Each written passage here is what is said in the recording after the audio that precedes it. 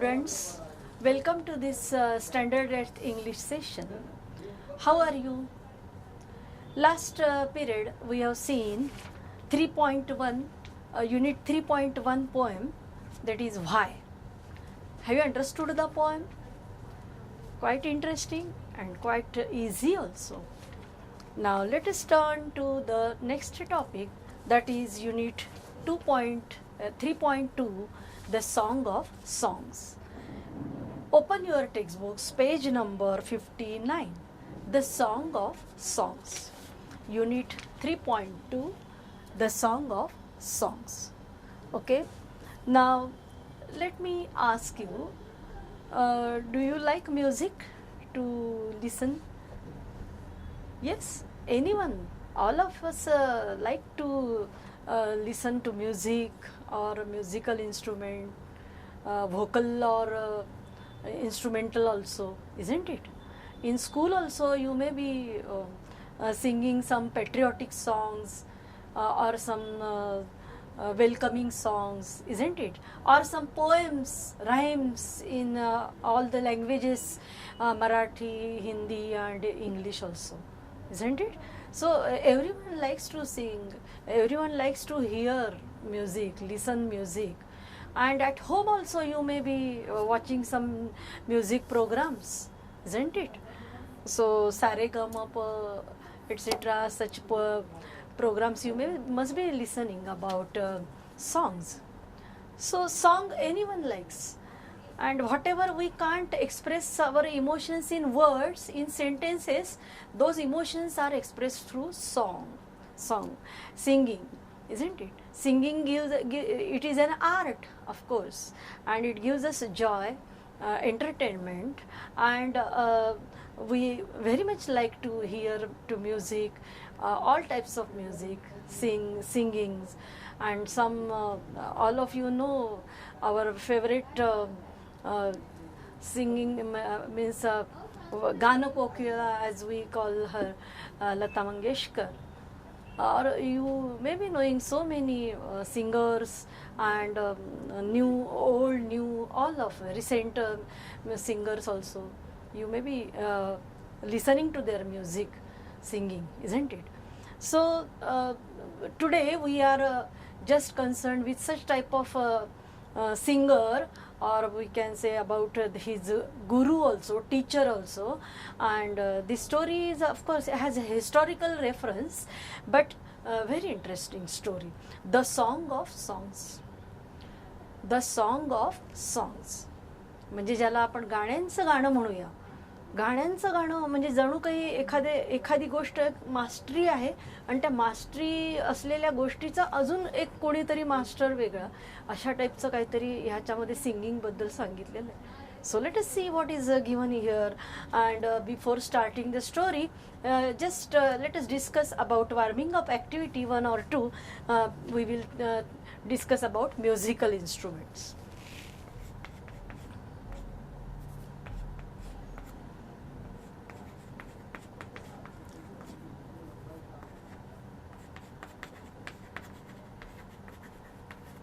Now musical instruments, all of you know musical instruments, ज्याला आपण काय म्हणतो, वाद्य, संगीत वाद्य. तर कोणती कोणती वाद्य तुम्ही वेगवेगळे ऑर्केस्ट्रा बघता, वेगवेगळे म्युझिक प्रोग्राम्स बघता टी व्हीवरती आणि रेडिओवर सुद्धा ऐकत असाल गाणी. तर दोन प्रकारचे हे असतात पहा musical instruments. We can say Indian, it is given in your warming up activity, Indian and western. Indian and western. आता वेस्टर्न म्हणजे काय, इंडियन म्हणजे तुम्हाला माहिती आहे सगळे भारतीय वाद्य, आणि वेस्टर्न म्हणजे काय, पाश्चिमात्य वाद्य. So we have to discuss, we have to think about these instruments, musical instruments.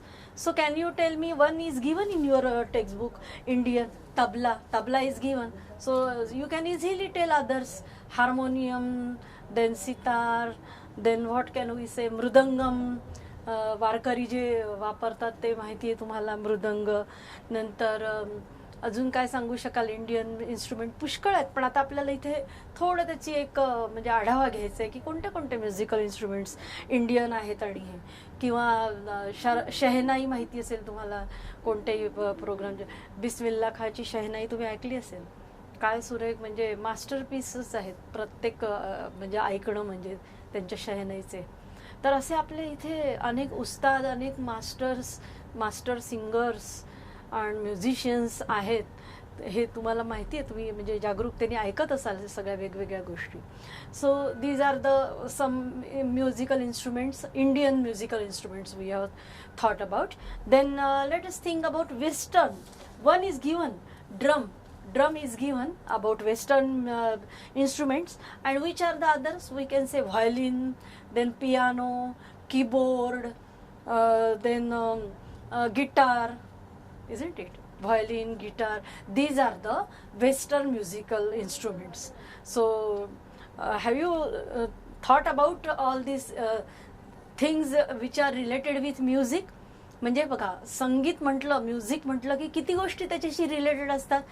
Musicians, then singers, then what can we say, orchestra और musical instruments, those who play on so many things.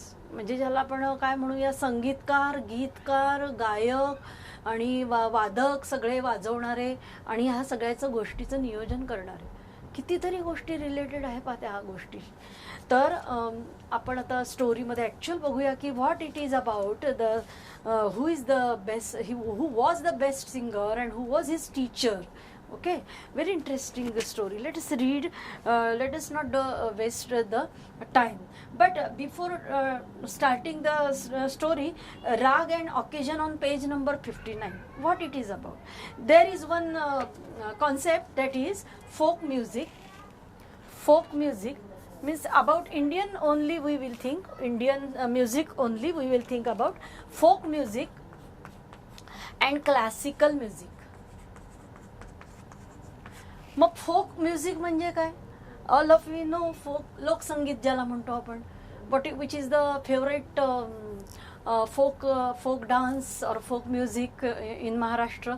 You all of you know folk dance, लोकनृत्य, लोकसंगीत याच्याशी संबंधित कोणत्या कोणत्या गोष्टी आहेत महाराष्ट्रातल्या तुम्हाला माहिती आहे? लावणी, त्याच्यानंतर कोळी गीतं, वेगवेगळ्या प्रकारचे आदिवासी नृत्य, सगळे these come in which category? Folk music, लोकसंगीत, जे परंपरेनुसार चालत आलेलं आहे, एका पिढीकडून दुसऱ्या पिढीकडे आपण ते ऐकतो है ना, कोळी गीतं किंवा कोळी डान्स. त्याच्यानंतर classical music. Classical music means what? Classical music means शास्त्रीय संगीत त्याला म्हणतात. It has some rules and regulations, some strict rules and regulations are there. ह्याचं असं नाही आहे, हे शास्त्र आहे क्लासिकल म्युझिकचं, की ते मग परंपरेनुसार जरी चालत आलं असलं तरी त्या विशिष्ट नियमांनी ते बद्ध आहे शास्त्रीय संगीत. आणि त्या नियमांमध्ये बसून जो त्याचा सराव करतो, रियाज करतो शास्त्रीय संगीताचा, ते नीट समजून घेतो, शिकून घेतो गुरूंकडनं, तोच ते चांगल्या पद्धतीने पुढे मैफिलमध्ये गाऊ शकतो शास्त्रीय संगीत. फोक म्युझिकचं तसं नाही, एवढे रूल्स अँड रेग्युलेशन्स त्याला म्हणजे आहेत त्याचे पण नॉर्म्स, परंतु not like classical music. Okay, so these one name is given of राग अँड ऑकेजन. आता हे राग आणि त्याचा ऑकेजन म्हणजे कोणत्या वेळेला तो गायला जातो, all these things are related with classical music. Have you understood? शास्त्रीय संगीताचा विचार करायला गेलो तर मग ह्या गोष्टीचा विचार करावा लागतो की त्याच्यामध्ये राग, नंतर ठुमरी, भजन, जरी ह्या गोष्टी येतात तरी मुख्य म्हणजे राग. मग या विशिष्ट रागामध्ये मग अनेक वेगवेगळे छोटा ख्याल, बडा ख्याल किंवा ठुमरी वगैरे असे प्रकार गायले जातात. इवन म्हणजे काही भक्तिगीतं किंवा सुगम संगीतसुद्धा त्या रागाशी संबंधित असू शकतं, त्या रागातले स्वर त्याच्यामध्ये असू शकतात. पण हा जो राग शब्द आहे हा म्हणजे आपल्याला येणारा राग नव्हे, तर त्याच्यामध्ये त्या रागामध्ये कोणते स्वर लागतात. म्हणजे उदाहरणार्थ इथे एक दिलेला आहे पहा, मालकौस, आणि त्याची वेळ दिलेली आहे लेट नाईट. पण असे बरेच सगळे वेगवेगळ्या प्रकारचे राग आहेत की भूपाली, देस, दुर्गा, सारंग, काफी, खमाज, पूर्वी, मारवा, त्याच्या वेगवेगळ्या वेळा आहेत.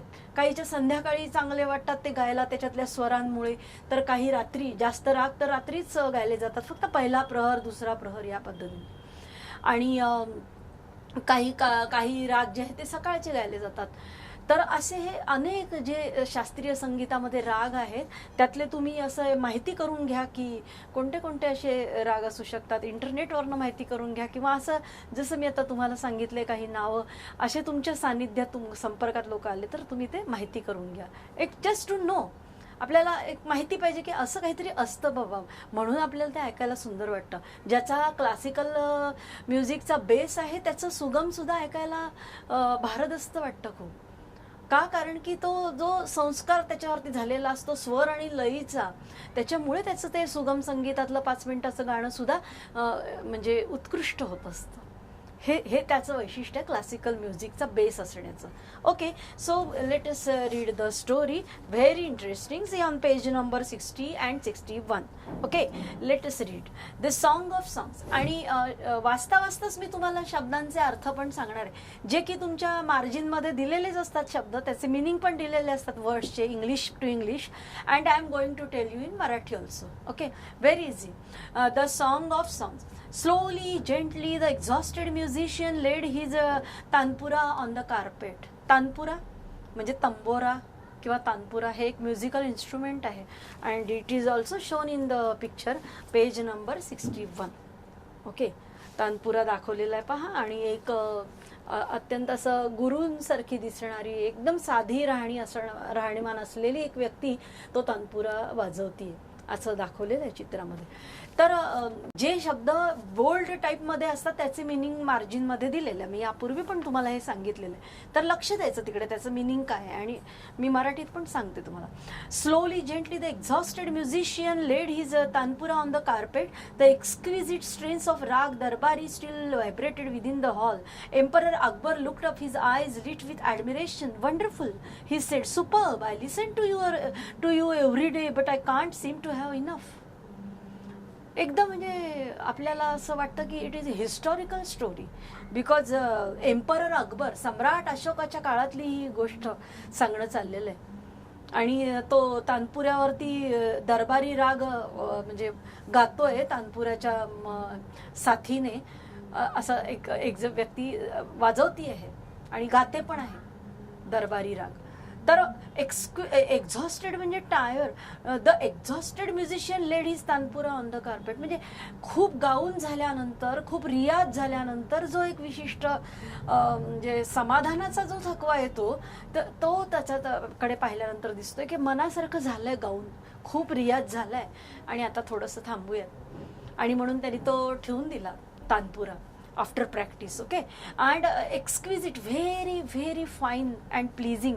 बघा, एखादी सुंदर गोष्ट सादर झाली ना, तर त्याचा ॲटमॉस्फिअरमध्ये निर्माण होतं, ॲटमॉस्फिअर त्या पद्धतीचं प्रसन्न वातावरण निर्माण होतं सुंदर. आणि अशा वातावरणात जो असतो पहिलेपासून, त्या समजा 2 तासाचा 3 तासाचा तो प्रोग्राम असेल तर तो सुद्धा भारावून जातो. त्या विशिष्ट ॲटमॉस्फिअरमध्ये आपण चालले जातो पहा, असं तिथे दाखवलेलं आहे एम्परर अकबराच्या दरबारामध्ये. Tansen bowed in silent gratitude. मग हे कोण गायलं होतं? तर तानसेन. तुम्हाला हिस्ट्रीमध्ये किंवा असं तुमच्या जनरल रीडिंगमध्ये असं हे वाचण्यात ऐकण्यात आलेलं असेल की बा अकबराच्या दरबारामध्ये नवरत्न होती.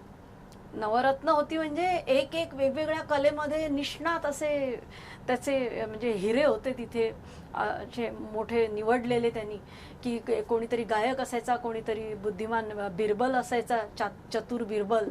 हे तुम्ही ऐकलेलं आहे, बिरबलाची गोष्टी ऐकलेल्या. तसा हा तानसेन गायक होता पहा, असा शास्त्रीय संगीत गाणारा. आणि तो म्हणजे हे सगळे नवरत्न म्हणजे त्यांनी निवडून आणलेले होते. त्यांना तो म्हणजे सन्मानपूर्वक वागणूक देत असे राजा अकबर. त्यांच्या त्या कार्यक्रम तो अरेंज करत असे त्याच्या दरबारामध्ये, आणि लोकांना सुद्धा भाग पाडत असे, म्हणायला की बघा हे म्हणजे खरंच नवरत्न आहेत, बघा त्यांची कला बघा. आणि इतरांना पण कलेचा आस्वाद तो घ्यायला लावत असे king emperor Akbar. So Tansen bowed in silent gratitude. I think you have the most wonderful voice in the world, sed Akbar. आता अकबर सगळा फिदाच होता ना या सगळ्या नवरत्नांवर, तसा तो तानसेनवर पण अतिशय खुश होता. त्याचं गाणं झाल्यानंतर सगळ्यांना म्हणाला तो एम्परर अकबर की म्हणजे विशेषतः त्या तानसेनलाच म्हणाला डायरेक्ट की खरंच तुझ्या इतका वंडरफुल व्हॉइस या जगात नाहीये. पण मग तानसेन काय लगेचच हरभऱ्याच्या झाडावर चढला का? नाही. जे मोठे लोक असतात ते कधीही त्यांच्या पुरस्कारांनी, बक्षिसांनी, स्तुतींनी हुरळून जात नाहीत. They are actually they are we can say they have the complete gratitude in their mind. खरंच ते ऑगस्ट असतात अगदी, म्हणजे ज्याला आपण काय म्हणूया very very simple and they बो बिफोर देअर आर्ट. म्हणजे कलेपुढे ते नतमस्तक होतात पहा. त्याच्यामुळे त्यांना अहंकार चढतच नाही, अतिशय नम्र असतात ते. Yes but I don't Shahenshah said Tansen with a smile, there is someone who sings far better than I do. Really cried the disbelieving Akbar, then I must have him sing in my court, can you arrange it. बघा एवढी त्याची स्तुती केल्यावर king अकबरनी तानसेनची, Tansen असं नाही म्हणाला मग माझ्या इतका आहे का कोणी ग्रेट या जगामध्ये गाणार, तसं नाही म्हणाला तो. तो म्हणाला की माझ्यापेक्षाही सुंदर गाण्याचा एक आवाज आहे या जगामध्ये. आणि मग अकबर म्हणाला की अरे आहे तर मग तो आवाज इथे आलाच पाहिजे आपल्या इथे, त्या व्यक्तीला आणल्याच गेलं पाहिजे कोण असेल तो गाणारा. बघा म्हणजे अकबर पण त्याच्यामध्ये पण गुणग्राहकता होती किंवा कला रसिकता होती त्याच्यामध्ये, ती पण आवश्यक आहे. गुणग्राहकता असणं किंवा कलेचा आस्वाद घेण्याची इच्छा मनामध्ये असणं, आणि शिवाय कला सादर करणारा पण तेवढाच नम्र असला पाहिजे की आपली स्तुती झाली म्हणून मग आपल्या पेक्षा कोणी पुढे जाऊच नाही, तसं नसावं. तुम्ही ती कटार काळजात घुसली हे पाहिलं असेल पिक्चर, आणि कशी स्पर्धा जुगलबंदी चालू होते आणि मग खान साहेब कसं म्हणतात की त्यांच्या पुढे कोणी जाऊच नाही किंवा जाऊ शकत नाही. पण माहिती आहे तुम्हाला तो पिक्चर तुम्ही पाहिला असेल. येस सो आय डोंट शहनशाह Tansen shook his head. I am afraid he will not come, sire. What? Not even if he hears that the emperor himself has summoned him. Summoned म्हणजे कॉल्ड. आणि आधीचे तुम्हाला हे कळलेलेच, exhausted, exquisite म्हणजे सुंदर, अतिशय fine, pleasing. तर मग आता तो म्हणतो की राजांनी बोलावलं, सम्राटांनी बोलावलं तरी येणार नाही ती व्यक्ती गायला इथे दरबारामध्ये. तानसेन म्हणतो no, it is not possible. No, not even then this reply would have enraged any other emperor. नाही, एखाद्या राजाचा हुकूम सुटल्यानंतर जर समोरची व्यक्ती तो पाळत नसेल तर नक्कीच मग त्या राजाला राग येणार. माझ्या जागी दुसऱ्या राजाला राग आला असता म्हणाला अकबर, आणि मग त्यांनी रागाच्या भरामध्ये शिक्षा पण केली असती त्या व्यक्तीला. कोण येत नाही बोलावल्यानंतर, समन म्हणजे कॉल्ड, बोलावल्यानंतर सुद्धा नाही येत म्हणतोय तो, म्हणजे कोण आहे ती अशी व्यक्ती की अवज्ञा करते राजाची. दिस रिप्लाय वुड हॅव एनरेज्ड म्हणजे गेटिंग अँग्री, फिल्ड विथ अँगर म्हणजे संतापला तो, म्हणजे दुसरा राजा संतापला असता असं म्हणतो तो. स्वतः तो कंट्रोल करतो king Akbar. Yes but Akbar was different. Very well Ustadji, said Akbar smiling into Tansen's half scared eyes.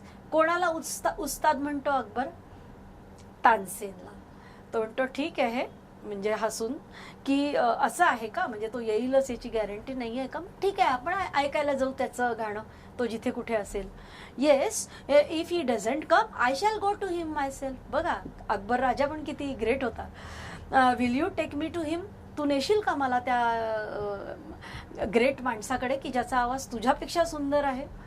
म्हणजे आधी त्याचा विश्वासच बसला नाही राजाचा की तानसेनपेक्षा पण सुंदर कोणी गाऊ शकतं.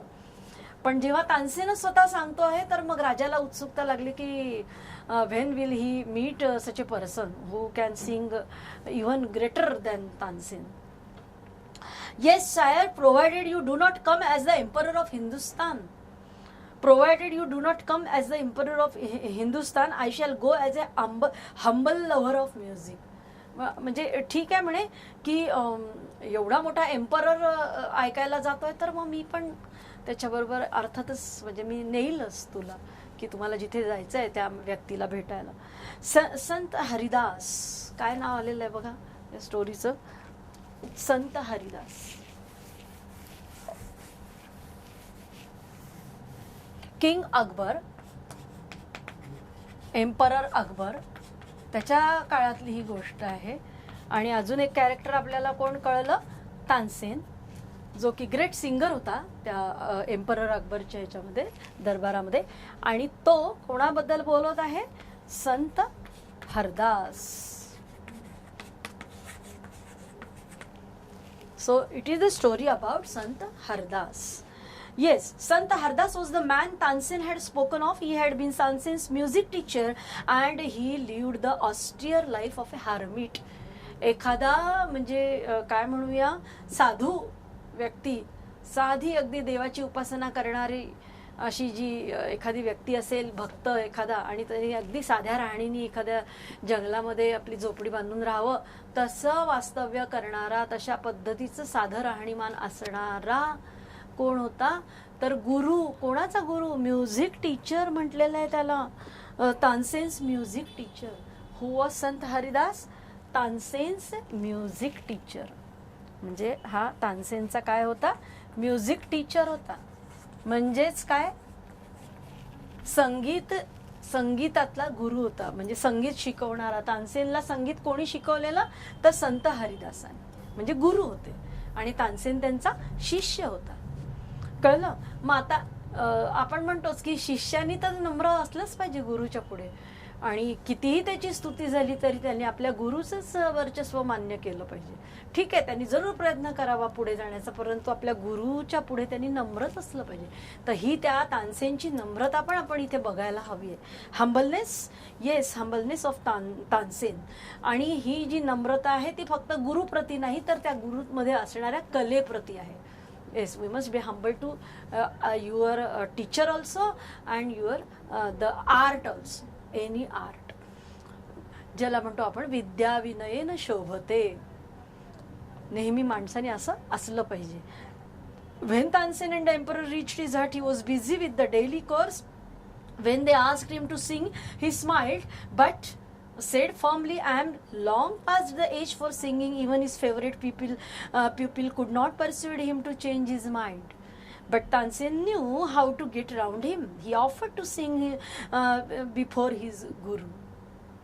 And he made a deliberate mistake. बघा, तानसेनला माहिती होतं की गुरु केव्हा गाऊ शकेल, आणि गाणं ऐकायचं होतं कोणाला, एम्परर अकबरला. पण गा म्हटल्याने गाणारे असे काही ते संत हरिदास नव्हते. मग आपल्या गुरुला गायला कसं प्रवृत्त करावं हे बरोबर तानसेनला माहिती होतं. तर त्यांनी काय केलं, स्वतः गायला सुरुवात केली गुरूंच्या जवळपास गेल्यानंतर.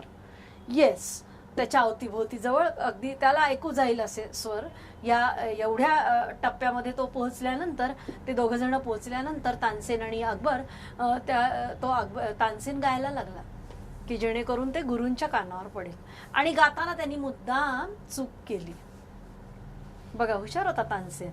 Yes, that's not the right note, Tansen cried his teacher amazed. एकदम आश्चर्यचकित झाल्यासारखं. आपण आधीच्या पॅरेग्राफमध्ये पाहिलं की त्याला म्हटलं गेलं की गाता का तुम्ही म्हणून. I am long past the age for singing. Even his favourite people could not persuade him to change his mind. म्हणजे मी आधी गात होतो म्हणे, फार दिवस झाले त्या गोष्टीला मी गात होतो, आता हल्ली मी काही गात नाही. आणि त्याचे जे दुसरे शिष्य आहेत ते सुद्धा त्याला म्हणू शकत नाही की तुम्ही गा म्हणून, संत हरदासाला. म्हणजे त्यांनी कबूल केलं की मी आता काही गात नाही, फार पूर्वी मी गात होतो, आता मी त्याच्या पुष्कळ पुढे गेलेला माझा प्रवास. म्हणजे ही भूतकाळात गोष्ट जमा झाली की मी गात होतो असं म्हणतो संत हरिदास. पण आता राजाला तर ऐकायचं होतं, कारण तानसेननी सांगितलं होतं की सुंदर गातात म्हणून हे माझे गुरु. मग आता त्यांना गायला कसं प्रवृत्त करायचं, तर मग त्यांनी मुद्दाम चूक केली पहा तानसेननी. Yes, Tansen did not seem to understand his teacher and he made the same mistake again. Exasperated, Sant Haridas took the tanpura from Tansen's hands and sang the right note. Then he went on to the next and the next. म्हणजे एकदा सांगितलं संत हरिदासांनी तानसेनला की it is wrong, what ever you have संग, it is wrong note, इथे तुझा स्वर चुकलाय. पुन्हा तो तसाच गायला लागला आणि पुन्हा चूक करायला लागला तानसेन मुद्दाम. पुन्हा त्यांनी सांगून पाहिलं, शेवटी त्याचा बॅलन्स गेला. कोणाचा, गुरूंचा, संत हरिदासाचा. आणि मग तो एकदम संतापून ओरडून म्हणाला की दे तो तानपुरा इकडे, दाखवतो म्हणजे तुला गाऊन की कसं गायला पाहिजे ते करेक्ट नोट. आणि हेच हवं होतं अकबराला आणि तानसेनला. Isn't it? Yes. So the music spread across the forest like the first glimmer of dawn or the fragrance of jasmine.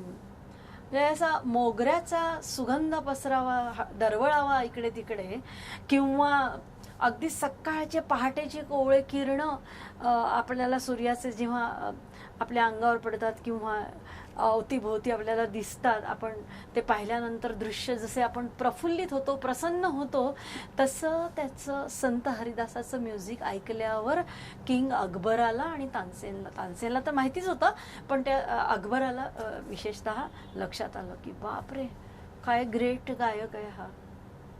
आणि तानसेनचं म्हणणं पटलं त्याला, किंग अकबरला. Yes, emperor Akbar. Yes, both Akbar and Tansen listen to him as if they were hypnotised. Hypnotised means what? Hypnotised म्हणजे मंत्रमुग्ध होणे. हा एक शब्द आलेला आहे पहा, हिप्नोटाइज्ड. मंत्रमुग्ध होणे, संमोहित होणे किंवा मंत्रमुग्ध. म्हणजे आपण त्याच्यामध्ये इतके रमून जातो, मंत्रमुग्ध होणे, की एखादं म्युझिकच इतकं ग्रेट असतं. जसं आपण आता लता मंगेशकर, आशा भोसले तर ऐकतच आलेलो आहे इतकी वर्ष झाले, पण अजूनही आता नवीनच्या याच्यामध्ये सुद्धा आपल्याला असे अनेक गायक आढळतात की त्यांचं गाणं ऐकल्यानंतर ऐकत राहावंसं वाटतं. आणि तरी सुद्धा आपले जे आहेत आधीचे गाणं कोकिळा ज्यांना म्हणतोय ते तर आपल्याला केव्हाही ऐकलं तरी ऐकावंसंच वाटत राहतं. आपण रमून जातो त्यांच्या गाण्यामध्ये. So great people, great singers. म्हणजे जणू काही देवानीच यांची निर्मिती ह्या कारणासाठी केलेली आहे की त्यांनी बस म्हणजे ज्याला आपण म्हणू श्रेष्ठ गायक गायिका म्हणून त्यांचं नावलौकिक जगभर पसरेल अशासाठीच त्या गोष्टींची निर्मिती झाली असं वाटावं. की देवानी मुद्दाम हे प्लॅनिंग करून ही गोष्ट केली की काय असं वाटावं. इतकं सुंदर स्वर्गमय असं त्यांचं संगीत आणि गाणं. तर म्हणजे इथे सुद्धा तोच अनुभव आला राजाला, किंग एम्परर अकबरला. Yes, hypnotized and the emperor realized that Tansen had spoken the truth. He had not known that music could be like this. असं संगीत असू शकतं इतकं स्वर्गीय. हे राजाला सांगितलं असतं नुसतं तर पटलं नसतं. जेव्हा त्यांनी प्रत्यक्ष अनुभव घेतला तेव्हा ही वॉज कन्व्हिन्स्ड. म्हणजे त्याला ते मान्य झालं ती गोष्ट. Yes, he had certainly never heard anything like it before. As they walked back the emperor suddenly broke the silence to ask Tansen, why can't you sing like him Ustadji. मग म्हणे हे तुमचे गुरु आहे, मग गुरूंसारखं तुम्ही का गात नाही, तानसेनला म्हटला अकबर. म्हणजे मुद्दामच तानसेननी चूक केली होती अर्थातच, की आपल्या गुरुचं मोठेपण त्याला दाखवायचं होतं आपल्या राजाला, आणि गुरूंच्या प्रती असलेली कृतज्ञता. की आपण गुरुपेक्षा श्रेष्ठ असतो का कधी, असं म्हणू नये कधी. म्हणजे तुम्ही श्रेष्ठ बनण्याचा प्रयत्न जरूर करा, परंतु गुरुच्या प्रती आपल्यामध्ये कृतज्ञतेचीच भावना असायला हवी. कारण गुरूंमुळे त्यांनी मार्ग दाखवल्यामुळे तुम्ही पुढे गेलेले. म्हणून जरी गुरूंपेक्षा तुम्ही मोठे झाले तरी गुरूंच्या प्रती नम्रतेचा आदरभावच असला पाहिजे तुमच्या मनामध्ये. कृतज्ञतेचीच जाणीव असली पाहिजे. कितीही मोठे झाले तरी तुम्ही शाळेला विसरायला नको, तुमच्या गुरुजनांना विसरायला नको तुम्ही. हे लक्षात ठेवा. Yes, Shahenshah Tansen smiled. Shahenshah, I sing at your command, the command of the emperor of Hindustan. हा लास्ट पॅरेग्राफ जो आहे ना तो खूप महत्त्वाचा आहे. तानसेननी दिलेलं उत्तर आहे राजाच्या म्हणण्यावर की तू का गात नाही ह्या गुरूंसारखं आपल्या. तर त्याच्यावर काय उत्तर दिलं बघा तानसेननी, की Shahenshah, I sing at your command.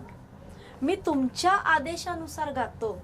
Tansen म्हणाला, the command of the emperor of Hindustan, but Guruji sings for one who is master of even Kings.